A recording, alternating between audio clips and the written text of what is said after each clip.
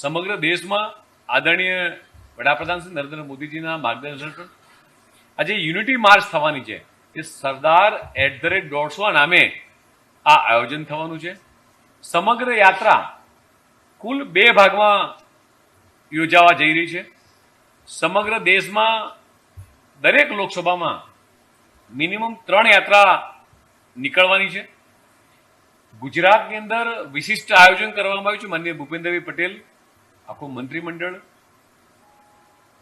તમામ સંગઠનના તમામ કાર્યકર્તાઓ ગુજરાતની અંદર વિશિષ્ટ એટલા માટે કહીશ કે 182 વિધાનસભાની અંદર આ યાત્રા નીકળવાની છે. 9 તારીખ એટલે આજે જૂનાગઢથી મુખ્યમંત્રી શ્રી માનનીય ભૂપેન્દ્રભાઈ પટેલથી શરૂઆત કરવામાં આવશે તથા તમામ રાજ્ય સરકારના મંત્રીઓ, સંગઠનના લોકો વિવિધ જગ્યાએ યાત્રામાં જોડાવાના છે.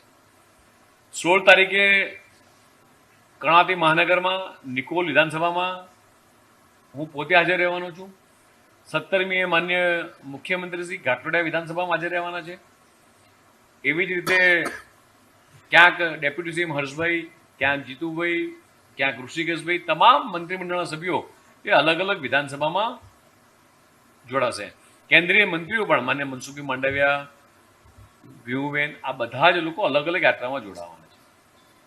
આ જ રીતે મને તમને કહેતા આનંદ થાય કે યાત્રાની શરૂઆત એક કાં તો સરદાર સાહેબનું સ્ટેચ્યુ હશે, બાબા સાહેબનું સ્ટેચ્યુ, અથવા કોઈ પણ પ્રતિષ્ઠિત વ્યક્તિને આ સ્ટેચ્યુ આગળ પુષ્પાંજલિ કરી અથવા પૂર્ણમાં પુષ્પાંજલિ કરી આ યાત્રાના આખા રૂટનું મિનિમમ 8 થી 10 કિલોમીટરનો આખો રૂટ એ દરેક વિધાનસભા વાઇઝ અનુકૂળતા મુજબ આખો રૂટ એ ગોઠવવામાં આવશે.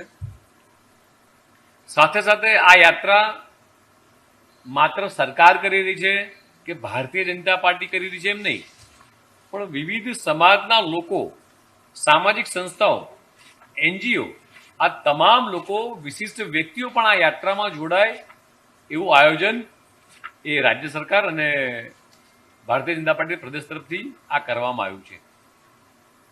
સાથે સાથે આ યાત્રામાં દરેક વિધાનસભા વાઇઝ એ 151 જેટલા યુવાનો એટલે પદયાત્રી તરીકે આ જોડાવાના છે.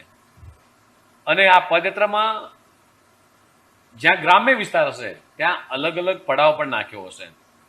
ત્યાં અલગ અલગ ગામ દ્વારા, અલગ અલગ સમાજ દ્વારા, અલગ અલગ NGO દ્વારા ત્યાં એમનું સ્વાગત પણ થશે.